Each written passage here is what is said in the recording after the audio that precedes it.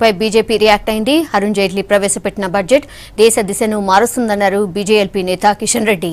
అన్ని వర్గాలకు సమన్యాయం చేసేలా బడ్జెట్ ఉందన్నారు. గ్రామీణాభివృద్ధి, వ్యవసాయ రంగానికి 24% బడ్జెట్ కేటాయించారన్నారు. కాంగ్రెస్ నేతలు బడ్జెట్ పై మాట్లాడే ముందు అధ్యయనం చేయాలన్నారు కిషన్ రెడ్డి.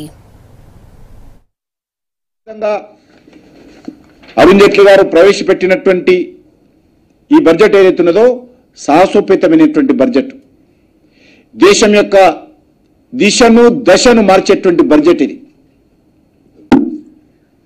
ఏదైతే పెద్ద నోట్ల రద్దు అనంతరం వస్తున్నటువంటి అనేక చర్యలు రానున్న రోజుల్లో ఖచ్చితంగా అవినీతిని నిర్మూలించేటువంటి బడ్జెట్, అవినీతిని అరికట్టేటువంటి బడ్జెట్, అవినీతికి అడ్డుకట్ట వేసేటువంటి బడ్జెట్. ఈరోజు కాంగ్రెస్ పార్టీ నాయకులు మాట్లాడుతున్నారు. కాంగ్రెస్ పార్టీ నాయకులకు ఈ అవినీతి మీద మాట్లాడే నైతిక హక్కు లేదు.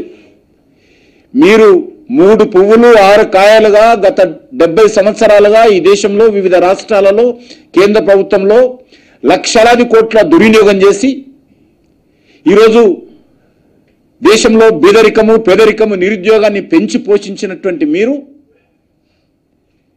మరి వీటన్నిటిని సంస్కరించే దిశలో నరేంద్ర మోడీ గారి ప్రభుత్వం అడుగులేస్తూ ఉంటే సహకరించండి. సహకరించకపోతే నోరు మూసుకొని కూర్చోండి. అంతే తప్ప అడ్డంగా మాట్లాడితే దేశ ప్రజలు సహించరనే విషయాన్ని కాంగ్రెస్ పార్టీ నాయకులు అర్థం చేసుకోవాలి.